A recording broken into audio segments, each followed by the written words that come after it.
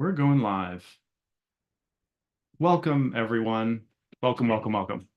This is WeHo Reads, Imagining and Creating Restorative Communities. I'm joined by some fabulous guests who I'll introduce in a moment. And I'm just so excited that we could gather right now at this particular time to talk about how we come together and how we forge connections and stay supportive of each other. It feels like a necessary conversation right now. So, who's here tonight? I am very, very pleased to welcome Ryane Nicole Granados, who writes stories of survival that magnify the marginalized while also unearthing the splendor of second chances. She is the author of The Aves, which was the winner of the 2023 Leapfrog Global Fiction Prize. The Aves was published by Leapfrog Press in October 2024, so it's a very fresh book. Ryane, welcome. Thank you for being here. And I am delighted to welcome PJ Manney, who is the author of the best-selling and Philip K. Dick Award-nominated Phoenix Horizon trilogy. The first one of those is Revolution. That's right here. And it was followed by Identity and Conscience. She's on the board of the directors of the Institute for Ethics and Emerging Technologies. She's a futurist, media consultant, and writer-producer for the Human Energy Project, and she'll be telling us a bit about another project that she runs called the New Mythos Project. Welcome, PJ. Glad to have you. And we are joined by Sarah Rafael Garcia, who is an award-winning author, artist, and multimedia literary arts advocate with over 15 years of experience. In addition to authoring two books, Las Niñas and Santana's Fairy Tales, she co-edited various anthologies, and she is the founder of the LibroMobile Arts Cooperative. Honestly, Sarah does so much for the literary community in Southern California. I could go on and on and on about all the amazing work that she's done to uplift writers. But actually, I think it'll be better if we hear from her herself. So I'll stop there and say, welcome, Sarah. Thank you for being here. And that is our introductions for now. So I always like to start these sessions with more of a discussion. So it's not, just one person talking, but we can actually get a conversation going. And at this point, I'd like to ask each of our writers here what their earliest memory of community is, or earliest memory of its importance in your life. And we'll hear from each of you and then hopefully be able to go into a conversation. So Ryane, let's start with you. Thank you, Cody. Earliest memory. My earliest memory is sitting on a kitchen floor eating cereal out of a box. I imagine I was maybe around 4 or 5. I remember very distinctly that the linoleum felt cold against my leg, but the nape of my neck was just warm from the sun coming through the window. I remember feeling very proud of myself because I got my own cereal. And I also remember this tinge of adrenaline at what I perceived to be this like rebellious act. So even at a young age, I guess I was inherently rebellious. The entire scene was cloaked in yellow. There was a sense of happiness with maybe a little bit of caution personified by the yellow nightgown I was wearing, the LA sun, and then, of course, the Cheerios. And the reason I share that significant memory of me is because it felt like an arguably courageous act, even though it was very much so at that point in my life, a very small act. Well before the years of like social media and cameras on phones, and we're taking pictures of everything that people do, I really remember my mother kind of racing into the kitchen and grabbing a disposable camera so that she could document me, like sitting on this floor surrounded by Cheerios that I had essentially scaled the cabinets to get inside and retrieve. I didn't really know if I was in trouble or if I was being celebrated, but what I did take from that feeling was that the things that mattered to me, big or small, were important to the people that cared for me. And that is a direct correlation to kind of my relationship with community. even though as a child, there were times when I was like relegated to a child's place.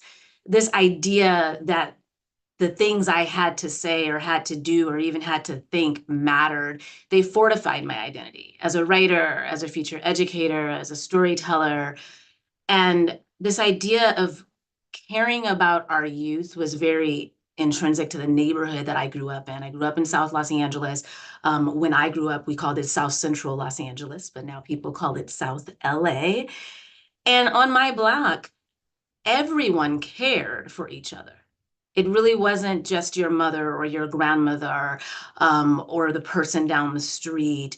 I was a kindergartner using terms like Reaganomics because I was sitting around people who would talk about these things in kitchens and on front porches. And yes, indeed, I was a child and I would view things through the perspective of a child, but I learned very early on, especially growing up in a Black or brown community, that we would have discussions about national policy just as quickly as we would have discussions about Ryane breaking into the cabinet and getting Cheerios.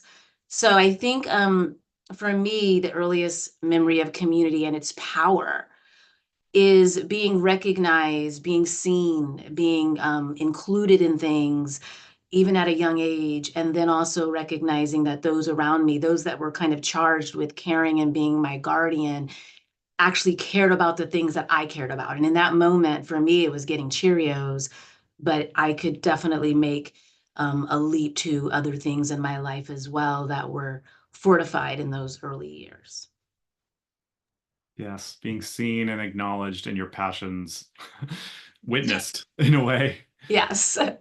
And we no sponsorship by General Mills. No, no. Sorry. I know I've said Cheerios like 5 times. So But such a vivid image. Right now I will always remember little Ryane Cheerios and also the power behind that memory. Thank you for sharing that. thank you. PJ, we'd love to hear, your earliest memory in this regard.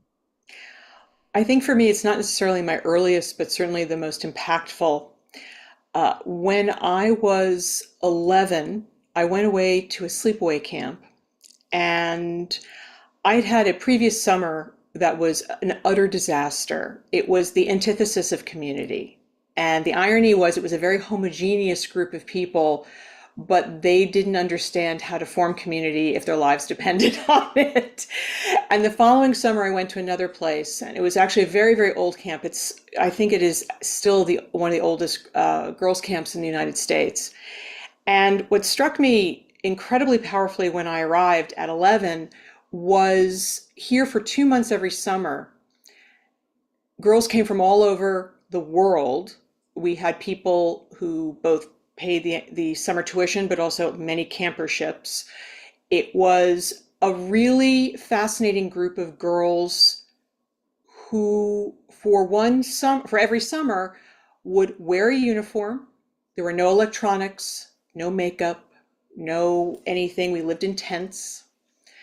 We sang, boy, we sang a lot.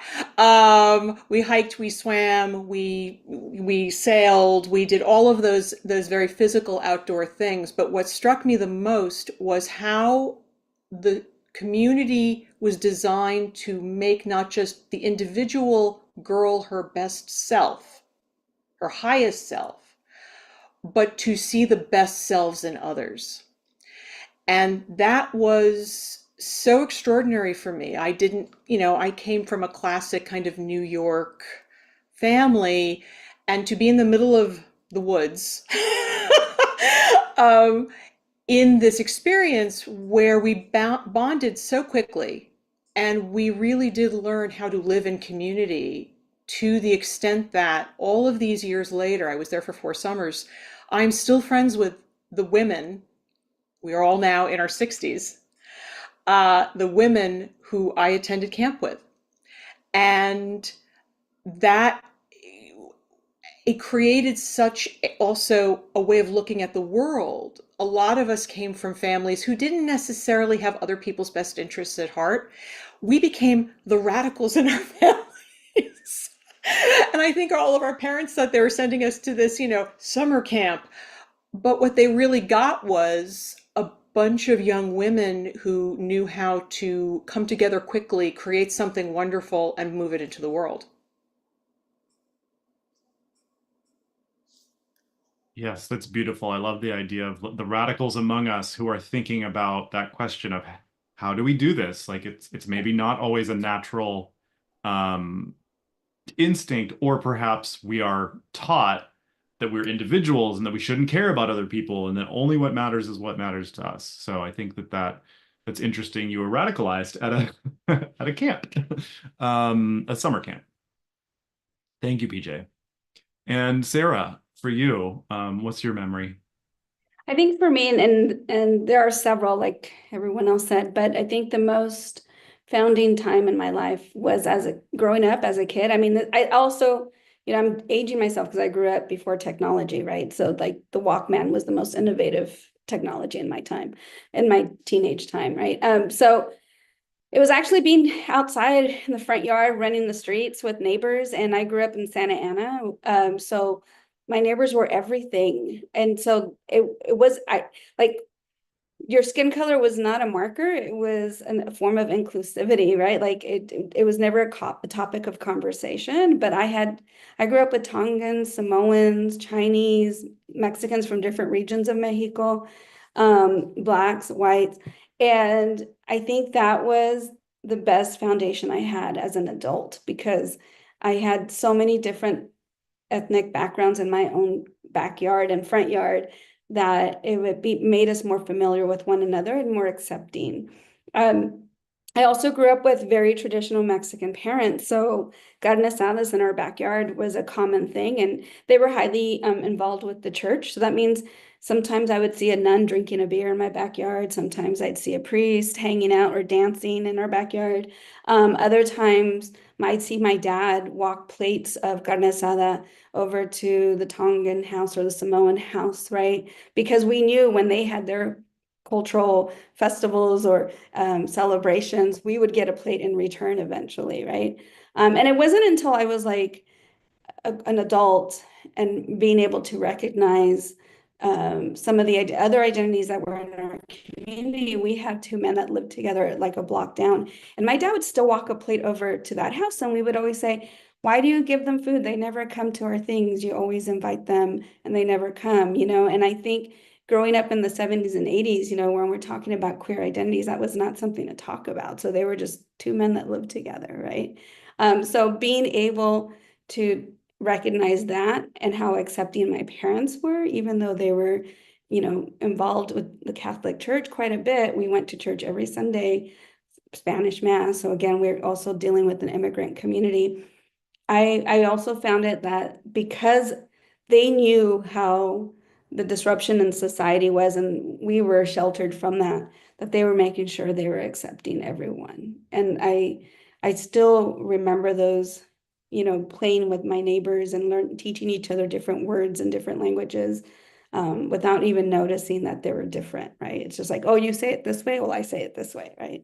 And so I think that has been pretty much where I continue to drive from when it comes to doing community work, and still in Santa Ana, but also beyond, appreciating other communities and how they function, and in some cases are just surviving, but in other cases they're thriving, right? And so now I lean into other like-minded communities to gain from them knowledge that I don't necessarily have at my fingertips or in my front steps. And I think another huge part has also been, I always say, like, I don't like to talk about all my struggles, but I also feel like losing my dad at 13 gave me another foundation for what community means, because seeing everyone that came together to lift us after that has, also changed the way that how we're supposed to react to trauma, along with building some kind of future when you have had loss. And so being able to celebrate the triumph that comes after trauma, and given the days that we're in now, I think that's what makes me hopeful. Yeah, yeah, and I love the way you put the sharing of knowledge between communities as well as the sharing of food and being there for each other during difficult times. Yeah. So Sarah, I want to stay with you and pivot now a little bit to ask you about your creative work and how you in your writing or in your editing, which you do a lot of as well, or in your community building work, how these perspectives on what brings us together or what ties us together and how we can support each other, how those come into that work. Interesting. I presented in a class today at Cal State Fullerton for ethnic studies, and I think it was talking about I do workshops for storytelling for truth and justice, and it's come from stories that I didn't grow up with. Again, I grew up in the 70s and 80s. Ethnic studies was not a thing. I mean, sociology was the closest thing to it back then. On top of that, I didn't read my first writer of color until I was started community college. So until I was over 18, right? And so when I think about how my work ties into community, whether it's creative storytelling or community organizing or archiving now, because I've been doing more of the archiving for and by the community. But again, it's still storytelling. I want, it's I believe it's Toni Morrison, right? Who says if you haven't read the book you want to read, then it's time to write it, something to that effect, right? And I think I've always have felt that it's about writing the stories I haven't read, because I grew up reading Judy Blume, who I still love, and I grew up reading Little Women, right? Because there wasn't anything else that engaged me. And it wasn't until I was an adult again that I recognized why, because there were women, right? So it didn't matter if they were white and in this foreign land that I had never knew about, or dressed in funny ways, because that was a different era. To me, it was I identify that they are women and I see myself in them somehow, right? But I think, now it's about making it equitable more than it is about identity or representation. Now it's making sure that folks, whether they're Black, Indigenous, or people of color, or women, because we're continued to be minoritized from the White House to our front steps, right? Or our kitchens. And the idea is to find a way to create equitable platforms to elevate these narratives. And, I've done it since my first book, since Las Niñas, which is a, childhood memoir of my sisters and I growing up as first gens. But a lot of my ideology has changed since I wrote that book, because I became even more aware of discrepancies and inequitable practices, whether they're in institutions or at work or even my own culture, right? So being able to address these things head on is what I strive for. And in my second book, Santana's Fairy Tales, it was just that. I said, what book can I write as maybe not a love letter, but a truth telling of my community? At the time, it was literally in the weeks that we're facing now. I started writing Santana's Fairy Tales in 2016 with one story that started in 2014 with the murder of Soraya Reyes as a trans undocumented woman, right? And then the rest of the stories were written in 2016 as a response to the headlines. Yeah. So I said, I'm going to write a story that focuses on Mexican and Mexican American residents in Santa Ana, and tell the story behind those stereotypes that we're reading in news headlines. When people call my culture and my family illegals or criminals or rapists, then I want to tell the story behind why folks are here undocumented, what Right. these families have to fight for. And they're not happy endings, because no life is when you're dealing with minoritized and trauma and police brutality and surveillance. So now engaging that, right? Going forward, what I've been working on is archiving. So when people, as a creative writer, and I'm sure PJ and Ryan and Cody as well can relate, that so often people are like, oh, you're just doing art. Oh, you're just making fictional things, right? And abstract. And I'm like, no, these are truth stories. I'm just being innovative on how I tell the story, right? Yeah. So now I have what's called footnotes in art, or when I teach research and writing, I talk about archiving history and embedding it into narratives so that Yeah. we can have the citations that people require to believe us. Yeah. And Yeah. that's how I'm bringing it together. Yeah, I think definitely we'll want to come back to this idea, what you said about a while back about equitable access to platforms in terms of how we communicate. And also, I'm really curious about the archival practice and kind of how the details around that. So thank you for that, and we'll be coming back to those topics too.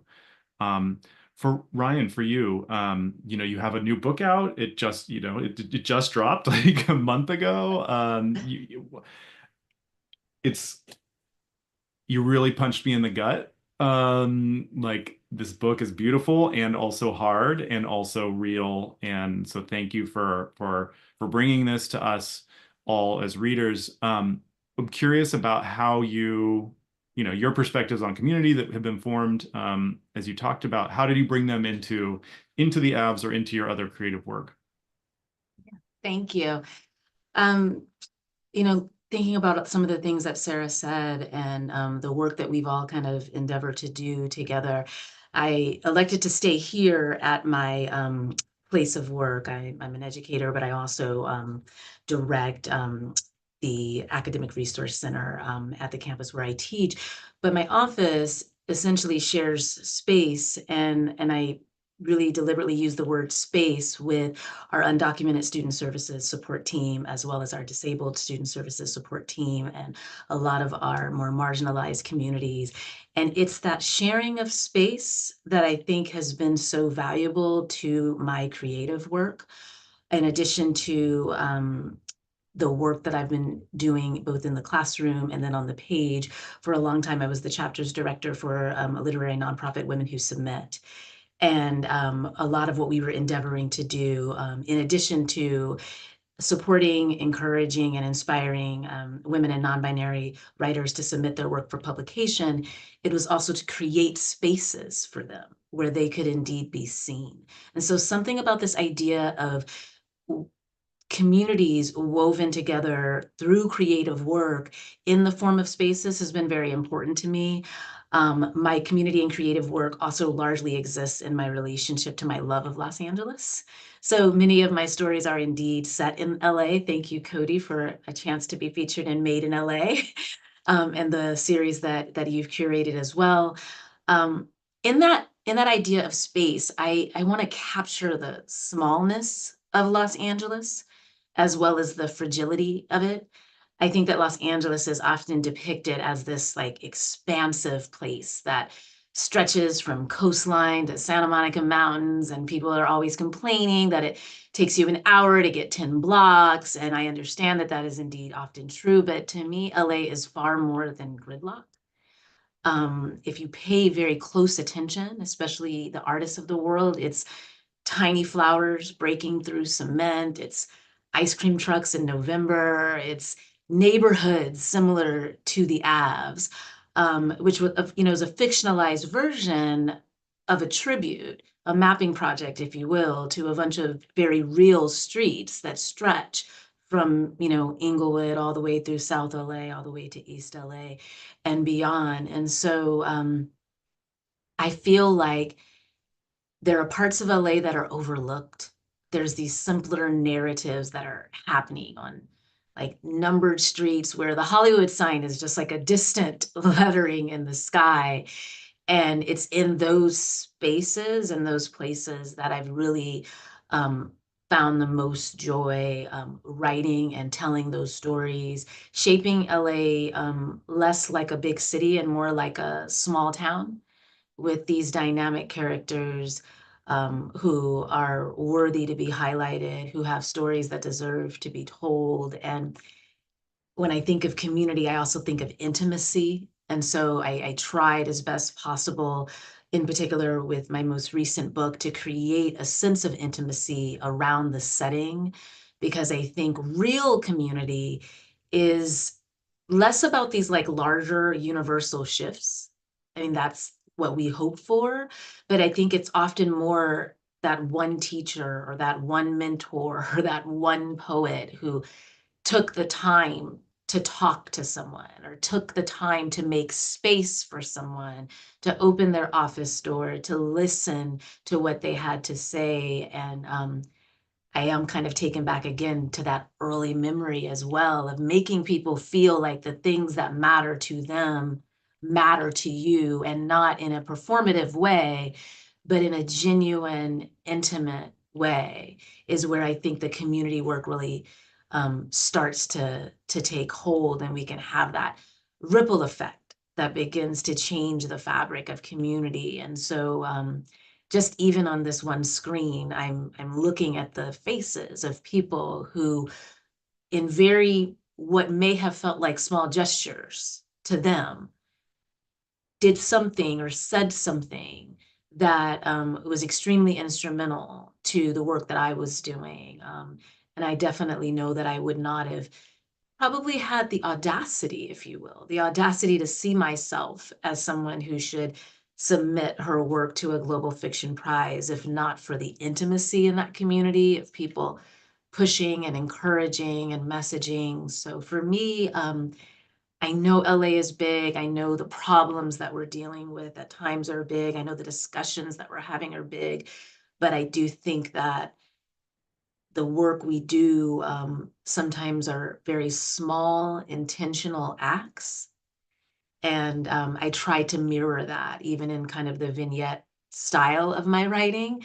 In my novella, small, intentional acts that I hope would have a lasting impact in the way that similar acts had for me. Yeah, yeah. You put that so beautifully. And when you mentioned fragility, I'm thinking about a lot of different ways that people's lives are fragile, or their psyches are fragile, or their health, or their mental well-being, or their livelihoods. And LA can seem grandiose, but also, sometimes that fabric tears, and when that fabric tears, it has real consequences for individuals. I also love this idea that, like, community may be what brings us together, but what blossoms out of that could be the one-on-one, like, interaction that may not be, maybe long-lived, maybe short-lived, but is, transformational and lifts each other up. And that's the creating space that you're talking about, makes room for that to happen. Yeah. Oh, I am pumped. Like, I brought the right people together today. Thank you for being here. And PJ, I'd now love to hear from you about how, perspectives on communities are woven into your creative work or into your advocacy work. Well, both. I come originally from Hollywood storytelling. I worked in television and film as an executive, as a TV writer on Hercules and Xena Warrior Princess. I am used to collaborating. It comes very naturally. And I'm also used to the push me, pull you of different people's agendas. How do you create the bigger thing that allows everyone's voice to be a part of it, but it's greater than the sum of its parts? So when I started writing fiction, I was very much in a Hollywood mindset with the first book, and it's a classic hero's journey. But I wasn't feeling satisfied with where our hero's journey sits now in our storytelling process, because it feeds into the idea of rugged individualism. And please appreciate, I'm a former American Studies major, so I am steeped in the myths, and they are myths, they are not realities, of how we see ourselves as a nation and as a people. So I started really examining that, and we were in the middle of a panel discussion at NorwestCon one year, and it was called Science Fiction in the Age of President Trump.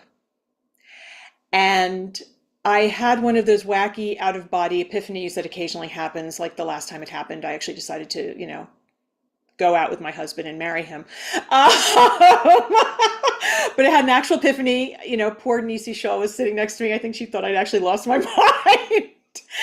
And but I had this feeling that we were telling stories in a completely wrong way.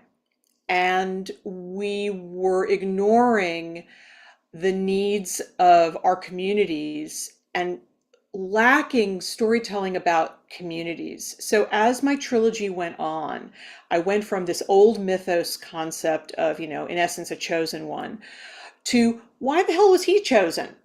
And guess what? He does not work in a vacuum. He is actually part of a greater community. And because it's science fiction and it's about the nature of identity in a digital age and digital minds, what happens if he fragments and becomes a whole bunch of different aspects of himself? We contain multitudes already. So what if we actually expand that notion? What are the possibilities each of us has by going down different pathways? And by combining that notion of our inner community and the notion of the actual community he has to create to, in essence, save the day from the oligarchs, it led me into this idea of the new mythos, which I will discuss more fully later. But what that itself has done, I've been community building for a long time, everything from PTA to futurist organizations to, community groups. And I've been working with groups and realized, well, hold on a second. The internet is going to allow us to create kind of the ultimate group of people who want to tell stories like this. So how do we go about doing it? And what are the best practices? And what can we influence each other with? And what can we expose each other with that we may not have known before, that will broaden our horizons to both the actual tools of storytelling, but also the greater story? What is that better story that creates a better future? Yeah, thank you. And I'm looking forward to hearing about that more, and also to diving in more with the new mythos folks. That's right up my alley. At this point, I want to say a quick thank you to Book Soup and LA Review of Books, who are both our media partners who help us get the word out about these events and who are so supportive of us. I should also say, of course, the City of West Hollywood is the sponsor, producer, funder. The City of West Hollywood's WeHo Reads program is this program, and we are grateful to them. We are grateful to Mike Che, who is the arts coordinator. And I think Mike is going to come on now and tell us a little more about what's going on. Hi. First, I want to say thank you, Cody, for pulling together these amazing individuals. It is great to hear all of you speak about community. And of course, WeHo Reads really is an online and in-person forum for bringing together people and connecting through the literary arts. So thank you for this community tonight, because I feel like I really need it. West Hollywood is a pretty young city. It's also a place that has kind of created itself. It is only 40 years old, founded in 1984. And it was the joining up of several different communities, the seniors, the gays who lived in this area, and people from the former Soviet Republic, from former republics of the Soviet Union, who came together and formed this city 40 years ago, kind of uniting around the theme of, rent control and really wanting to stay in this beautiful place that we live in. We are celebrating our 40th anniversary tomorrow, actually, at the Pacific Design Center. So everyone is welcome to join us for that. Tonight also is the Transgender Day of Remembrance. So a lot of our friends in the transgender community are honoring that day and celebrating today over at the LA LGBT Center. And the city had its own event last week, but I know Cody was going to share some of our transgender focused programs in the chat with people.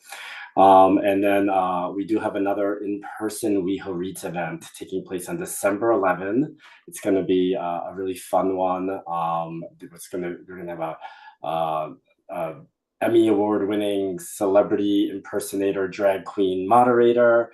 And it's just going to be lots of fun. That's December 11th, and Cody will be sharing that information as well. So this is all wonderful stuff and all community building. And of course, we cannot do this without the support of our city council. They are not here with us, but on behalf of them, I thank all of you for joining us, and continue to join us, please.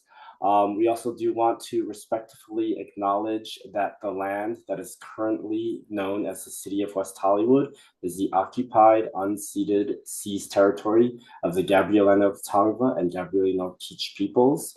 We honor and pay respect to the elders and descendants, past, present, and emerging, as they continue their stewardship of these lands.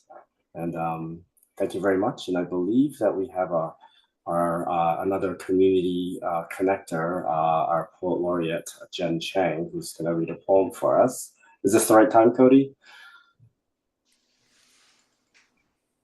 Well, introducing the current and fifth poet laureate of the city of West Hollywood, Jen Chang, who is going to read a poem connected to tonight's themes. Hi, Cody, and thank you, Mike. I really appreciate WeHo Arts. As a longtime West Hollywood resident, it's very important that we share in diverse voices.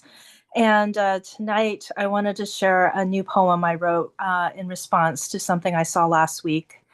If you paid attention to the recent Olympics, some of us saw the viral video of the New Zealand women's rugby team perform the haka to celebrate their gold medal win.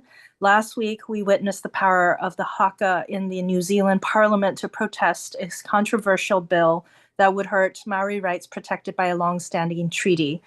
This poem responds to that protest and celebrates the power of gathering our voices as one. And thank you all, the panelists, for being amazing in gathering your communities. And I hope this poem can inspire more of us to keep on keeping on as every voice is important and diversity matters, and gathering our voices in community is exactly what we need to be strong. Here's the title. Like wind howls, haka turns up the volume. Humble, invisible rumbles, when small and mild, chants gather together, is a wild force that fascinates. With its unforgettable, otherworldly howl, eyes lit with supernatural glare and arms that shake, promises threatened must not be broken. Silence and betrayal scorned as the roar inevitably swells. Those unfamiliar might be frightened and frozen as others join the storm, refused to be quelled.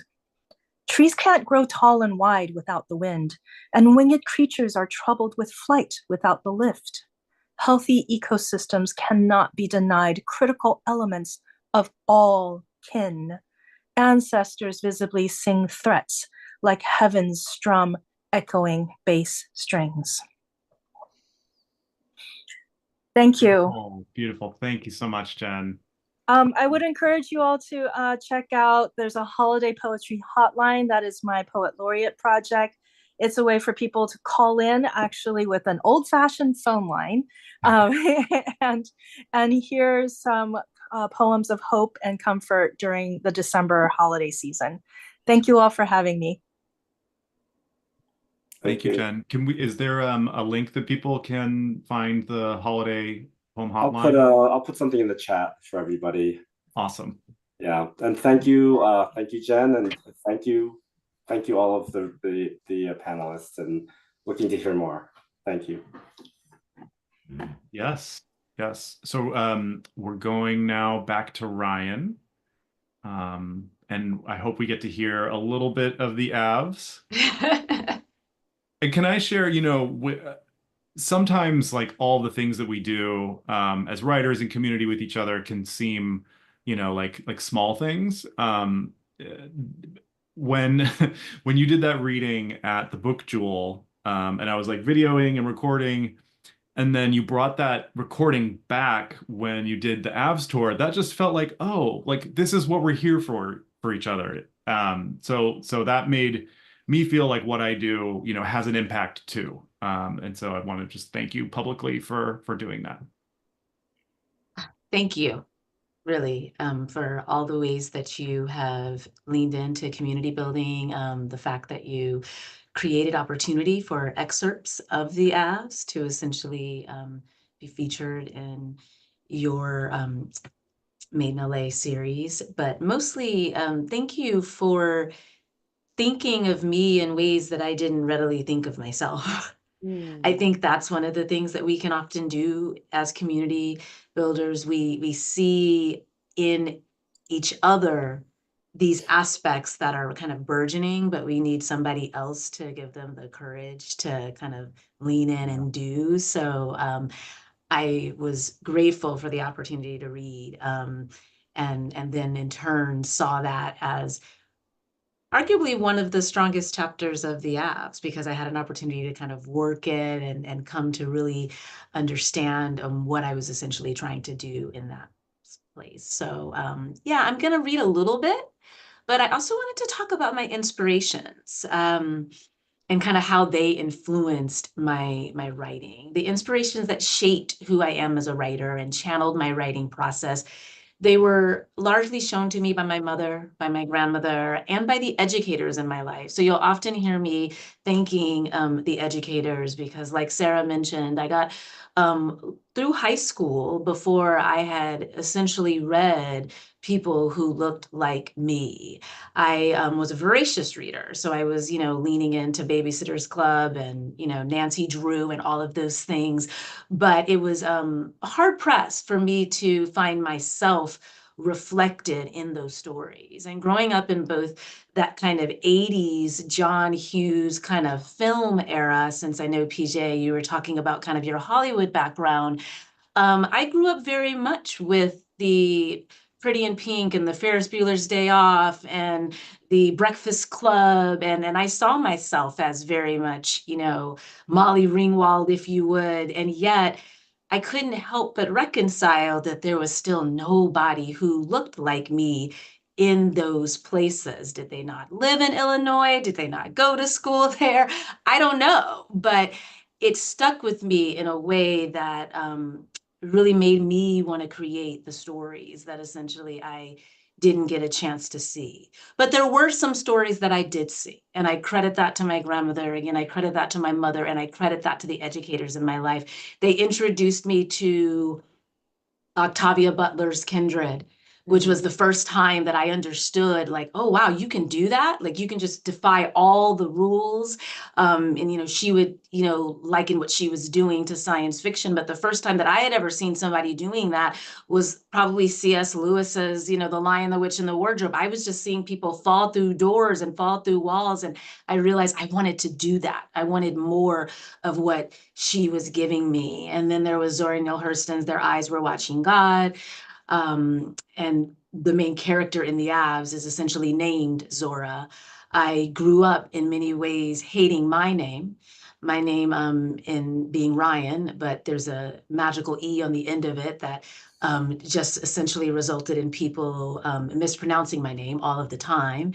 And when you're born in 1978, well before this notion of unisex names is, popular, being a distinctly African-American girl with this Irish Gaelic, arguably at the time, male name, I hated my name.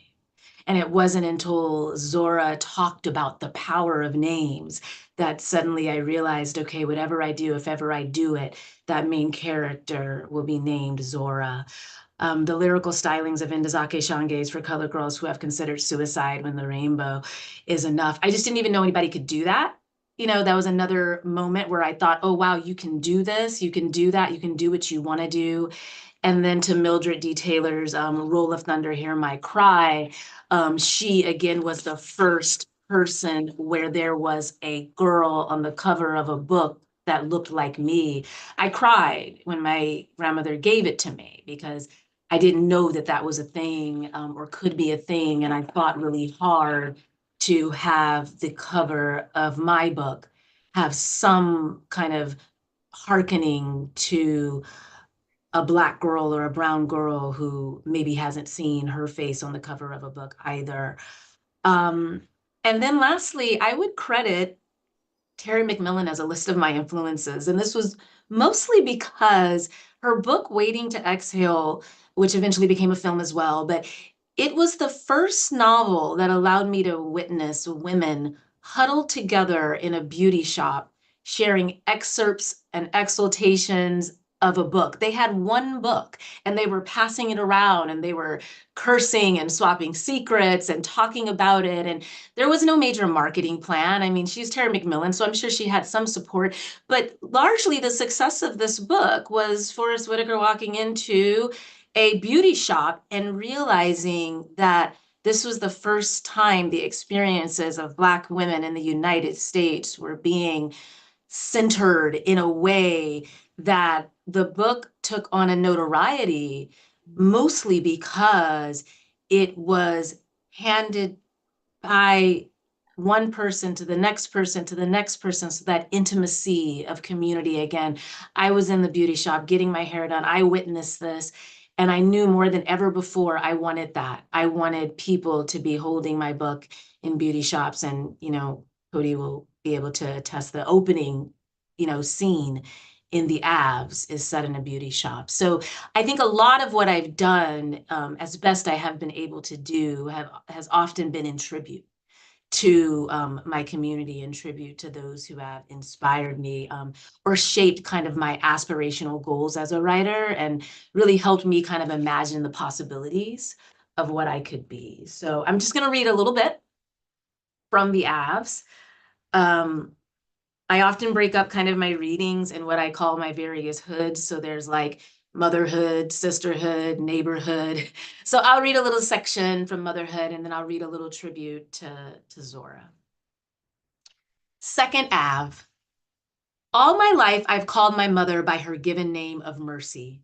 When I was younger, we lived in my grandparents' house with my uncle, my 2 aunts, my cousin James, and my grandmother's 3 birds, Janice, Rocky, and Bird. Everyone, including the birds, naturally called her Mercy. I suppose I simply picked up on the trend, but somewhere along the line, a mother usually checks in and corrects the error of her child's ways. Not Mercy. She decided that mother categorizes women into a stereotypical role imposed by society in an attempt to stifle their efforts to break free from the invisible prison bars of homemaker and servant. She told me this when I was 7. Now it's my responsibility to explain the state of affairs to my little sister Prose, who looks at me with the same blank stare I imagine I gave Mercy. And yet Prose nods, as if she understands, which is simply an additional sign that she has evolved into a full-fledged member of the Hunter clan. Sometimes we slip up and call her mom, or maybe mama, and other times we are relieved to distance ourselves from the Reebok-wearing, dust-detecting, anxiety-stricken nurse who is our mother. I am confident that Mercy is the only nurse assistant in Southern California who has a fear of diseases, germs, bugs, dirt, household cleaning products, and LA smog. We have been taken to the hospital for ailments ranging from oversleeping and lopsided cheekbones to recurring hangnails and the common cold. She has diagnosed us with diseases we cannot pronounce and healed us with both traditional and herbal remedies learned from her nursing courses at the junior college. She drives us crazy, but she also brings order to our daily lives. A healthy balance between breaking down and growing together is the essence of the Hunter women. When Mercy reaches her final day, a day she often claims will be premature if Prose and I continue to test her patience, she has made us promise that we will not wallow in grief, we will not have any regrets, and we will not let the mortuary adorn her in fuchsia or pink lipstick. For some, it may be morbid to discuss the funeral arrangements for your perfectly healthy 38-year-old mother, yet for me, it's relieving. It's kind of like an instruction manual for memorializing Mercy Hunter.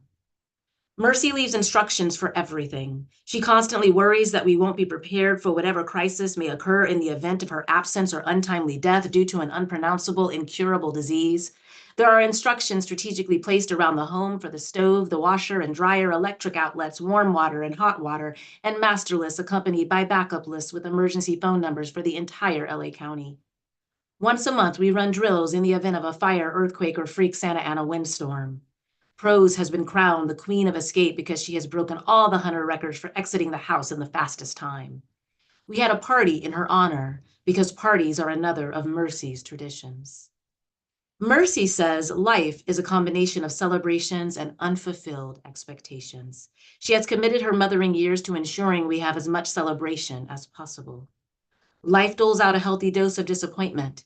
If you celebrate the little things, you'll cope better with the loss of the big. Next week, Mercy is throwing a party for me. I came second in her spur of the moment natural disaster drill. So that's Mercy. And then I'll just have a little page of Zora and her sister prose. So we'll do a little tribute to Zora as well as sisterhood. Third Ave. I always go last in hopscotch. The order is like this. Whoever's name comes first in the alphabet throws first, whoever's name is second goes second, and so on and so on. My first name is Zora, which has secured my place as last in almost every street game we play. When I am not busy waiting for my turn, I get the privilege of explaining my name, defending Mercy's odd choice in name picking, and when all else fails, resorting to a good old-fashioned, well, your mama's so fat, she. I usually fill in the blank with my newest insult adopted from my cousin James, who stays with us on the weekends while my Aunt Rita goes to school. My full name is Zora Neale Rebecca Hunter. Zora Neale is after Zora Neale Hurston, Mercy's favorite author. Rebecca is from the Bible. Mercy says everyone needs a good Christian name. And Hunter is the last name of my father, who I rarely get to see but have proof that he existed at least before me. My sister's name is Prose. Prose Leah Hunter. Mercy thought of the name Prose in the hospital after she gave birth. The story goes like this. About 19 hours into labor, the doctor realized that the umbilical cord was wrapped around my sister's neck. They operated immediately, but when they removed her, she was a dull blue color and wasn't moving or crying. They stuck a tube down her throat and sucked out a yellow-greenish fluid. My sister began to scream in an ear-splitting pitch that echoed through the halls of St. Paul's Hospital. She screamed as if testing the volume levels of her newly developed vocal cords. Mercy says the sound of that scream was like the most beautiful short story she had ever heard. She named her Prose, attaching Leah as a middle name, because everyone needs a good Christian name, and Hunter, the only thing my sister and I have in common, my father's last romantic gesture with my mom before he moved out of the Aves for good. I hate my name from beginning to end. I made the mistake of telling Mercy this once, and my error resulted in a 2-hour lecture about the significance of having a mother who cared enough to name me honorably. This was followed by a rundown of all the names of the poor children in the neighborhood whose autograph will have no substance because their parents named them from an empty place. You, Zora, have a name with distinction and privilege. When people say your name, they are pronouncing greatness.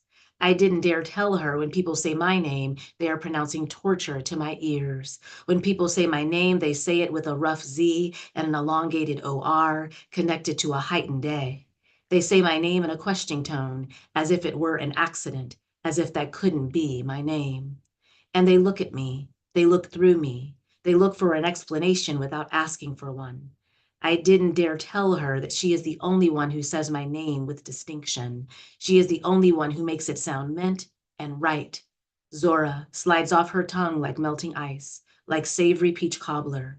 Zora rolls all together, no rough Z or heightened A, just one quick wisp of a name, like wind blowing, like the downstream of a river. Thank you. Yay. Thank you, Ryan. This is the beautiful book. Oh, there we go. If I can get it. There, it's so good. Ah. Thank you. Next up, PJ. Ryan, that was amazing. I can't wait to read it. That was amazing. Okay. So picking up where I left off a bit ago.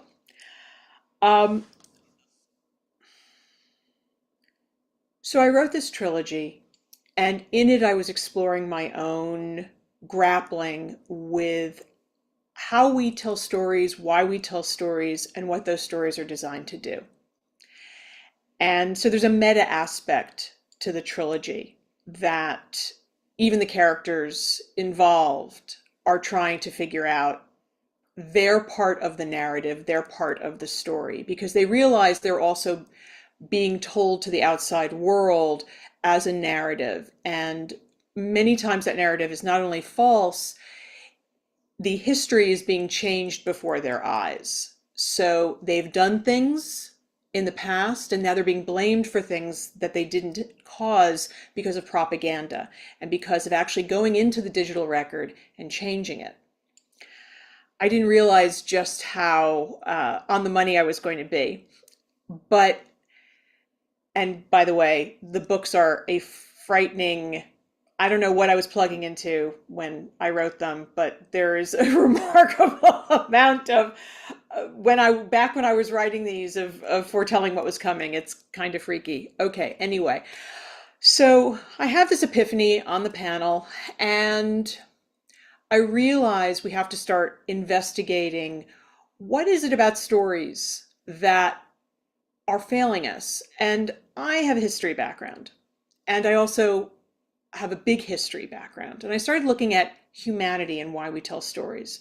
And I discovered something very interesting. Every time we have a major technological paradigm shift in humanity, in civilization, we go through a change in our stories. We don't only go through a technological change of how we tell our stories, the medium through which we express ourselves, but we also go through a massive change in what story is and the myths that we create. The first massive change in human history was what was referred to as the axial age. And in that period, which is the first millennia BCE, we went from subsistence tribal groups into hierarchical, close living towns and cities. We went from subsistence farming to having jobs. We had hierarchy. We had aspects of society that we'd never experienced before. And one of the biggest ones was you didn't know your neighbor. Your neighbor had come from another valley somewhere. They were looking for work. They were trying, moving their family to where they thought there would be food. And you didn't know them. You didn't trust them. So what we developed during that period in cultures around the world was stories that became our religions. So it was the beginning of the codification of Judaism and Hinduism.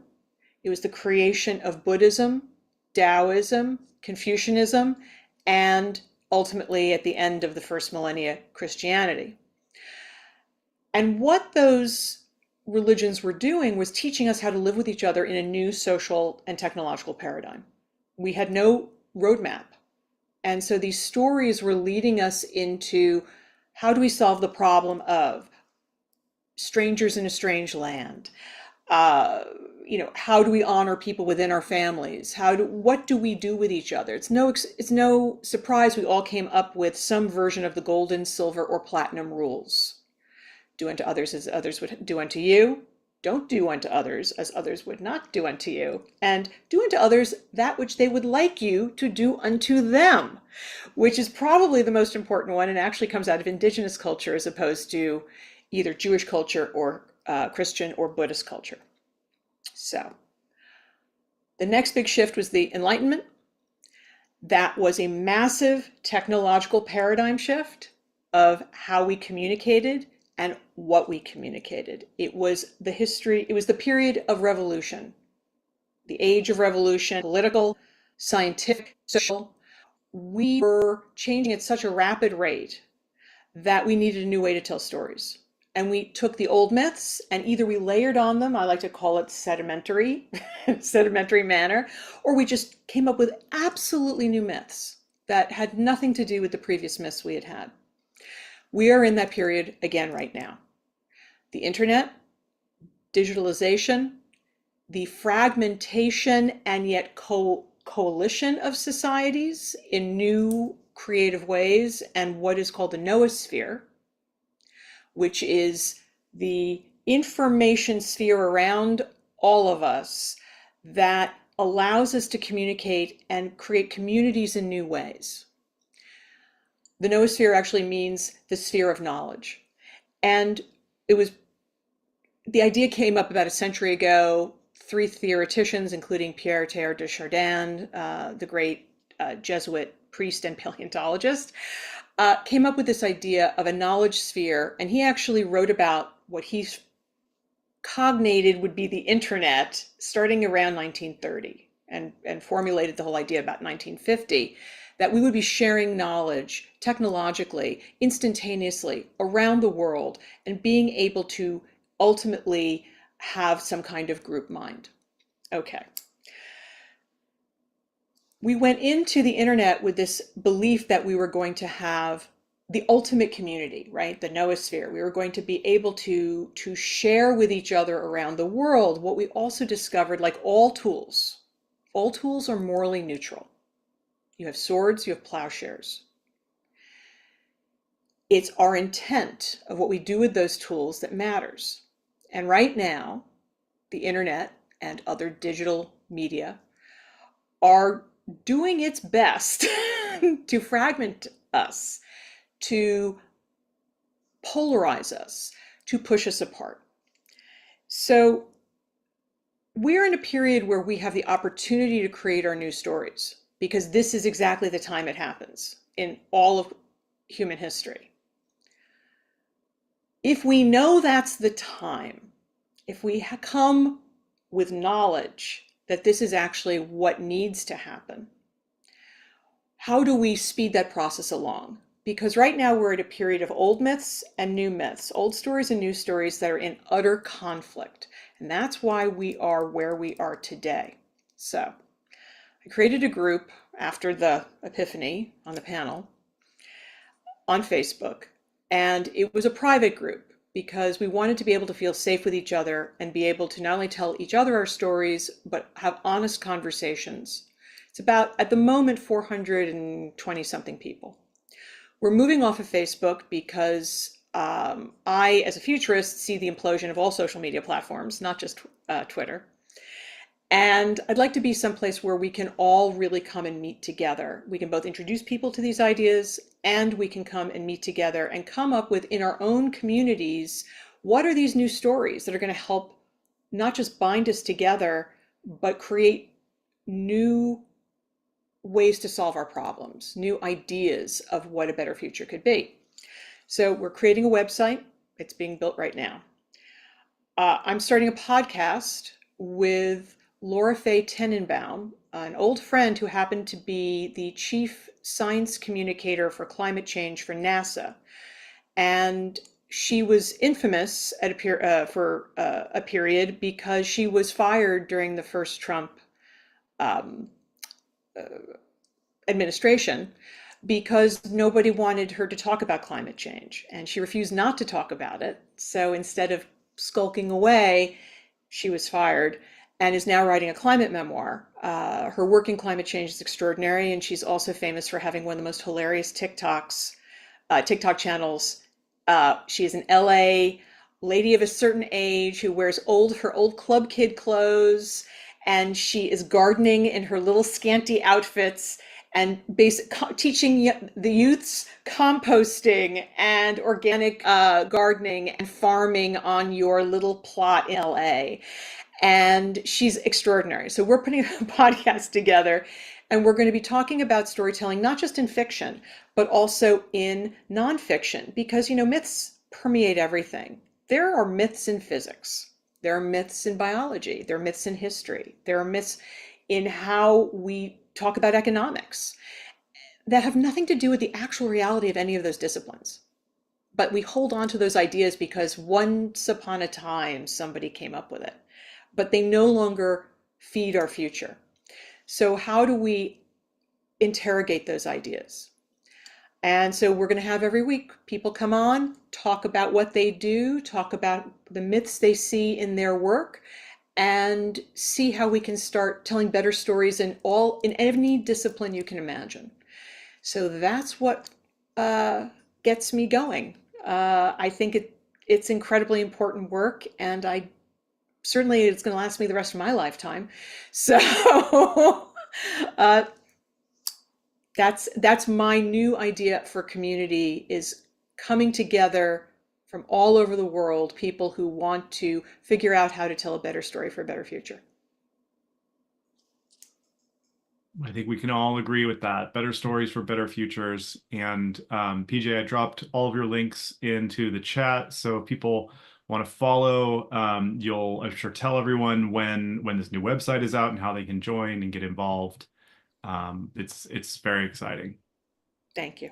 Thank you for sharing. Also for the history, thinking, I mean, I always love a new perspective on history, and you know, the way that you laid it out, I hadn't quite heard before. So thank you. Sarah is up next. Thank you. That was fantastic. I'm so happy I'm part of this group today because it's the energy boost I need after the last couple weeks, you know. I definitely want to share one website while I want to start with reading, and then I'll go into what has changed since my last writing of ethnofiction. So I put in the chat Santana's Fairy Tales Archives, and the only preface that you need is that showing the truths in my fiction was an afterthought, but only because so many people, when I was sharing the stories before the book was published, because I was part of an artist in residence, and we had mini zines with beautiful art coming out, and people were collecting them as art pieces, was that many people would say, oh, but this is fiction, this isn't real. And I'm like, have you not read the headlines lately? But, you know, the other part was that so many people were saying, had I known that I was picking up a story about X, Y, and Z, I don't know if I would have picked it up, right? Because the social consciousness definitely pops out in these cautionary tales, but people were picking it up because the proximity to fairy tales at Disneyland, right? And so I'm actually going to read something I've never read out loud because I've never been asked for this particular story. And I was thinking, what am I going to read today? And I think we need to hear some of these words today, given the last 2 weeks. So I'm going to read something from my last story in the collection, but the book can be read in any order. And it's called The Wishing Well. And just for those writers curious how this all happened, I had to write this book in 6 months. So I was focusing on writing one story a month. And The Wishing Well came out of me being desperate. A deadline was approaching. I was running out of stories to tell with time. And so I grabbed Grimm's fairy tales and I thought, what's another story that I can borrow from? And this one was Rapunzel, and Rapunzel in the story is called La Chicana. And it's literally like an auto ethnofiction piece. So it's about the fountain that sits in the artist village of Santa Ana. This fountain was given to Don Cribb, who was the catalyst to gentrification in downtown through art washing. And it was placed in downtown as this fountain made of Italian marble. And the family actually owns a business in Santa Ana, so it's a little more complicated than transplanting Europe into our downtown area, right? But it's also like it was used to politicize, like to be forced. It's only, well, one, it's the only source of water for free in Santa Ana. So when the homeless population was spiking, they would turn off the fountain. So it was very much used against the community as it was used to beautify the community. So let me start with an excerpt. One of the last times the writer witnessed a story unfold at the Wishing Well fell early morning when the town's criers called for the first time. En la Ciudad de Oro, it's the lime green parrots that begin and end the days. They have a way of setting the tone for what's to come. If they don't do the announcing, the gray clouds and rain do. One particular morning, when the writer was frying eggs and boiling water, as she always did, she was startled by a mob of shrieking voices. Rise, rise, rise, rise. She immediately ran to open her blinds in search of a protest or cluster of confused homeless folks. And just then she heard the chants again. Rise, rise, rise, rise. They circled out of the pond, swirling around the gilded pedestal and shooting straight up into the sky. First, she counted 20, then 30 more, and it seemed like they were never going to stop materializing out of La Fuente. They recited the same words simultaneously and appeared to be identical, like bombs delivered from Black Hawks into the heart of Syria if the world were upside down and the Golden City transformed into ruins. Rise, rise, rise. The vivid scene froze La Chicana. It was the middle of the day. She was wide awake. There was not a single circumstance that could convince her it was just a mirage or part of a dream. She wasn't sleeping. She wasn't even staring at a blank screen. Just then, her eggs began to sizzle and she heard her teapot whistling. She sprinted to the stove, jerked two knobs, and trampled over her bed on the way back. The parrots kept darting towards the sky, shouting their mantra across the artist's village. But now there was a young lady around 12 years old walking towards the fountain. She didn't seem to notice the parrots or anything else. She sat down at La Fuente, facing in the direction of the writer and her nose buried in a little notebook. Not too long after her father showed up handing her a hot beverage, he spoke to her with such gentleness that the writer could barely hear him in between the screaming parrots. Rise, rise, rise. Ika, stay here at the fountain. I'm going to the bank. When I'm finished, I'll come back and get you, he said softly, kissed her on the forehead, and glanced back a couple of times as he walked away. La Chicana couldn't understand why neither the father nor daughter noticed the parrots, and just as she was about to rub her eyes to confirm she wasn't daydreaming, the emerald whirlpool and the girl's father disappeared too. By then, the writer didn't know what to expect. She tried to put it out of her mind by going on with her morning ritual: fried eggs, 2 corn tortillas, and hot black coffee. She even burned more sage to cleanse her unsettling suspicions. While eating slowly, she kept an eye on the young girl. After a while, the girl began to sip her drink and eat some pink bread she had wrapped in a napkin. The writer went on with her day, but checked on the young girl every hour until she observed the girl looking over her shoulders repeatedly, and that's when La Chicana spotted the snouted beast again. This time they tiptoed on their hoofs as if they were trying to sneak up on someone, with their crab claws perched closely just under their slimy snouts. They skidded from light post to light post, zigzagging from one end of the brick path towards the fountain. One of the fiends was only a few feet away from the young girl. Oh no, they are after her too.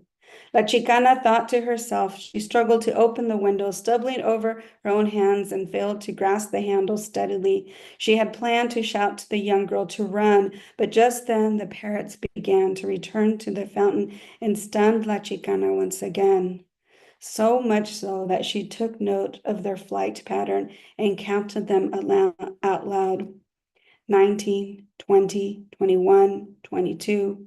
This time they traveled it in reverse, spinning around the pedestal and diving into the pond. As they entered one by one, the pond took shape of a vortex, creating a tunnel into the depths of the earth. With no real motive or her father in sight, the young girl dashed after a couple, leaving the artist's village. All 3 of them walked out of the writer's view. Not knowing what was true or what was part of the fountain's spell, the writer became worried for the lost child and the missing parent. Before she could think more about it, the snouted beast pulled her away from her thoughts. One after another, they jumped into the fountain's tunnel, then it all vanished within a blink. La Fuente trickled water as if nothing had ever passed through it. It all reminded La Chicana of a similar fable where parents deserted their children in a black forest, forcing her to wonder why anyone would abandon their young daughter in the middle of this golden city. And during that time, there was a lot of commotion in downtown Santa Ana. And again, if you're not familiar with Santa Ana, this is how I describe it to most people out of the region. It's somewhere between Disneyland and the Real Housewives of OC. And it's only, the other part, it's home to 300,000 residents. So I also like to say it's the largest border without a border, because we get new folks come into town, new immigrants, through word of mouth. They know a town that resembles their hometown, and therefore they come to Santa Ana because it's 80% Latinx with a large undocumented population.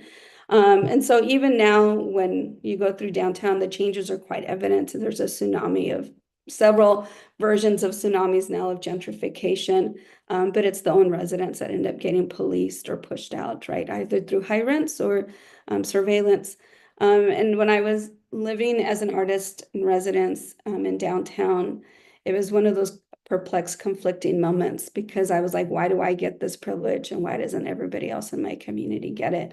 But then I was also observing a lot of biases and that happened in downtown, particularly the fountain. Now there's only 2 benches in that whole block of strip because they took out benches so homeless people wouldn't gather downtown. And the fountain was off for like 6 months, and at times when it wasn't off, it was also kept they added chemicals so that people couldn't use it as a drinking fountain or so it wouldn't be safe for them. And people always assumed the worth that homeless or transient folks were going there to collect the coins that were dropped into the fountain. But people stopped making wishes a long time ago, and there was never any coins in that fountain. So people were going for the source of water, right? With storytelling since then, I put in the chat the archives because so many people didn't believe there was truths to my narratives. So in santanasfairytales.com, you can see all the truths in the stories and how they were collected to be able to give some humanity or some, a resistance to the way that our community is being dismissed and treated. And going forward, that's what all my work has developed. LibroMobile, the bookstore, which I haven't mentioned, but it's in my bio as the founder of the only bookstore in Santa Ana. We prioritize not just local authors, but also Black, Indigenous, people of color, LGBTQ, Spanish, bilingual and multicultural books, as well as a large collection of social justice and ethnic studies books. And yet we always have free books for the community as well. But now we're moving into teaching our community how to preserve our own histories, because even though we're in an area that's predominantly POC, like Orange County itself is 60% people of color, most people don't know that because there's still a white hierarchy and in some cases white supremacy across the region. So now we're saying we can't wait for people to write about us because we might disappear before that happens. So the idea is to teach families and young folks and organizations to start that preservation on their own. And we have done that by providing tools like we have scanners and oral history what's it called, traveling sets, so people can learn how to use these. But then we also we have a gallery that solely features local and BIPOC artists. And so we started using capitalist forms or platforms to preserve history of people of color. So we use Matterport. So when you go visit an apartment or a house, sometimes they let you scan through Matterport. Well, we use it for good and to fight against lack of platforms for people of color, especially local artists. So although that one's not free, like our other apps that we use are mostly open access apps, Matterport we actually pay, and funny enough, we've been getting grants, so we've been getting federal and state funding to pay for this app and be able to create history. And so in the next year, all we're doing is archiving the archives in case our funding runs out. The idea is to go create video versions of these virtual exhibitions. So if something happens and this platform disappears or money disappears, because that's being threatened too as nonprofits and artists, that we still have some form of archive, and we're in the process of archiving them with Cal State Fullerton too, so that they will have an institutional platform. And we are partnering with community members to help them archive their history and existence. And one particular project is Logan Barrio, which I added in the thread as well. And they're the longest standing Mexican barrio in Santa Ana, over 138 years of existence. And they exist because out of segregation. So that was the only neighborhood where Mexicans could live, or anyone that looked Mexican. So a lot of indigenous folks were pushed into that community. And eventually they made it a place of their own. So when we're talking about creating spaces, they literally took something negative imposed on them and made it positive, and a community that has continued to exist, even through the development of the railroads, even through the development of the freeway. Although they've been chipping at them, they've also been holding strong by setting up a park in the region and working against the city and eminent domain to keep the land that is their neighborhood. So a lot of longtime members still live there from the founding families that started in that region. And now they have their own website, and they're archiving their own family photo albums as well as documents, and sharing it with the world. So that's just how I'm approaching now storytelling and community gathering, because if we don't do it for ourselves, then you are left you're leaving it to folks that don't really want to share your history and triumph over all of these years, right? So if everybody knows Barrio Logan in San Diego, which is phenomenal and amazing, but we also have Logan Barrio in Santa Ana with a similar history and a lot of the similar struggles, and now they're going towards triumph. That is amazing, Sarah. Amazing. I love how there's so many tools being made available, approaches. The archives is fascinating. At the Beyond Baroque Gala a little bit last month, I was talking to Bridget Bianca about this, like how so much, especially literary culture, is ephemeral. Like we have the books, but then we have so many discussions that just kind of pop up and go away. And part of what this WeHo Reads program is doing is creating that archive of these discussions. But there's so much more that could be done, and it's great to see all of the work that you're doing to create those archives and maintain them. Thank you. We do have just a few more minutes left until the end of the program, so I wanted to offer this time right now to our panelists if there's anything you wanted to ask each other or learn about more. It's been a great discussion, and I've learned a lot. But while we have these three folks together, what would you like to chat about?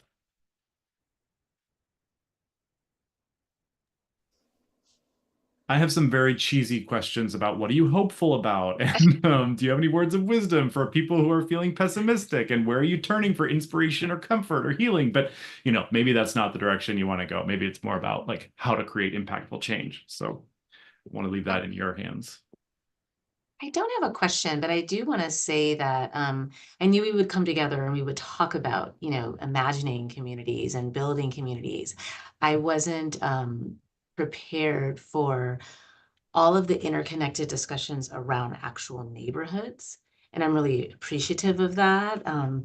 PJ, you had this like historical kind of understanding of like what happened when neighborhoods were formed. And I had essentially had never heard that. And then all of the great work that you're doing, Sarah, to make sure that our stories live beyond, ourselves and essentially those neighborhoods. So I'm just, I'm grateful. I'm really, I find this, examination of neighborhoods to be something that is vital and necessary, and kind of the ethnographic studies that we kind of lean into. But I didn't exactly know the degree to which we would see those connections today. So thank you for that.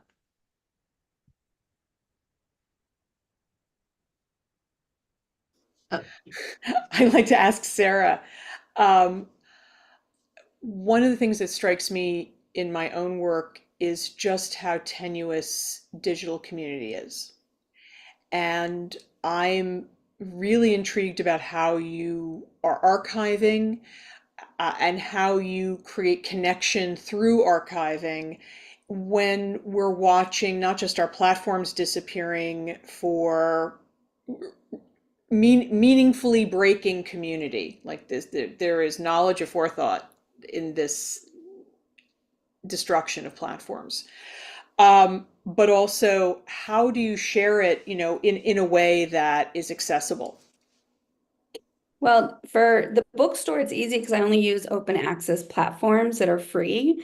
So we use a lot of time, like what you see on the Logan Badia website is Timeline.js, and that's through Nightlab, which is maintained, and I always forget which university, university somewhere in the Midwest. And I've been using it since 2019, and all it's done, it's been improved on.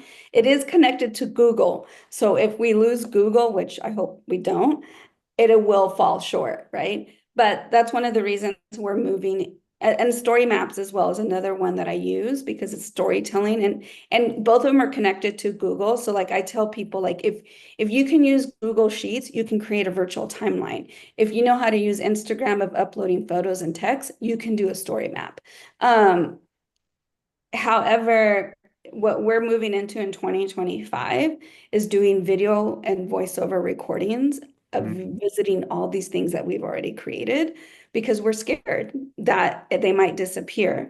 And we've done a lot of photo documentation, and we have a lot of drives that we'll be downloading. And something else that I did is partner with a really smart and savvy IT guy, RJ, who knows all the back end stuff. And we have also created our own hosting company so that we can help community-based organizations afford more space instead of having to pay $500, $700, or $1,000 for your own space. We could say we're going to pay this big chunk of money because not everybody needs all that space, and make it affordable so people only pay like $40 a year instead of $500 a year, so that we can give people more space and platforms, as well as access to equitable ways to preserve their own history. Like Logan Badio, I don't own that. I've taught the community how to create their own website. RJ and I created the landing page, and it's through WordPress, and through our web hosting, so that make it simple enough for people to use on a day-to-day basis. That's how we're approaching it. Matterport is the one thing we're really scared about because they're about to get bought out, and I have a meeting with the owners, who, by the way, give no discounts to nonprofits, because they are trying, at least before the merger happens, to give us a set price for the next year or two. And then that gives us time to go in and do the audio and video recordings. So if it does go away, we have something that preserved this time, as well as all the images that we've captured through photos. Great. With just a couple minutes left, we do have a question from our audience that I want to bring into this, from Demetria. Demetria, I'm glad you could make it tonight. She writes, becoming part of a community can be difficult. What advice would you give people in search of community on or off of the digital world? How do you incorporate the lack of community in your recent works? Maybe not, that could be a whole nother hour and a half conversation, right? But maybe just like an initial tips or tricks. I can give PJ, a quick, yeah. you were muted, but Sarah, why don't you go, and then PJ? I can give a quick one.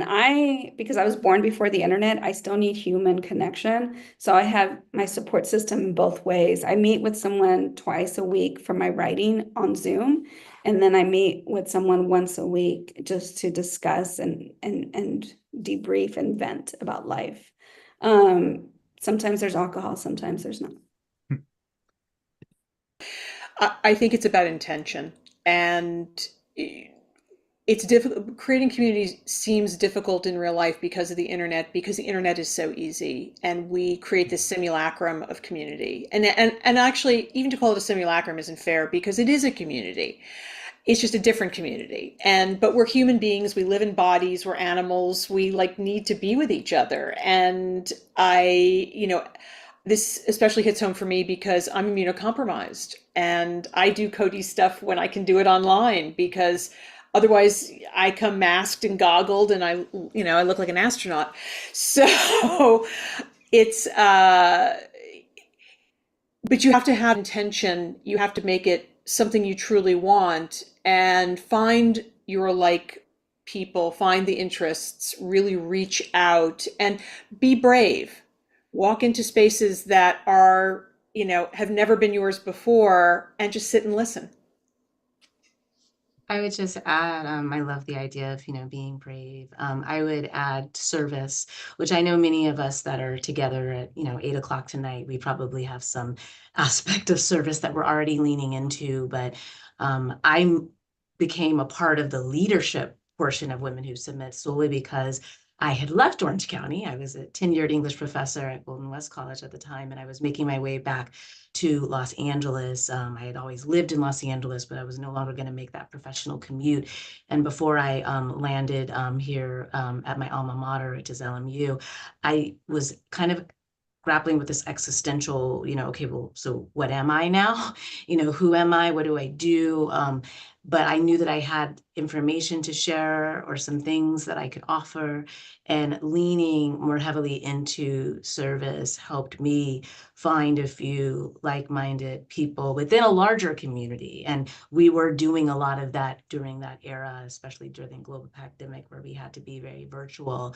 But as we're easing back into more of those in-person engagements, when I am feeling at a loss for how to connect, I kind of look for a place where I think I might be able to be of service. And more often than not, I get so much more in return. But I know in many ways I'm preaching to the choir in this space because so much of what we do is service. So conversely, I would also say, be kind to yourself and extend grace to yourself, because many of the feelings that we are grappling with, I often discover that those that I admire most are having some of those same feelings and challenges and struggles. So hopefully you'll do as PJ suggested and be brave and continue to be of service and be kind to yourself.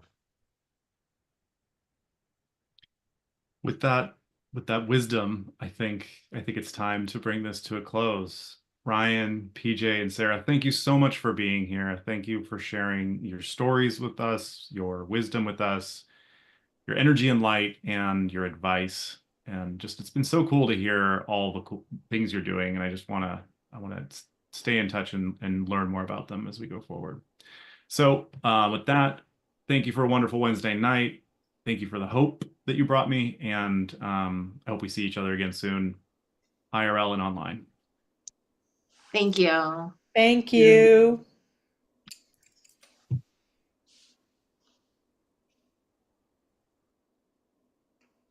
There we go. Good night, Okay. PJ. Good night. Take care. Take care.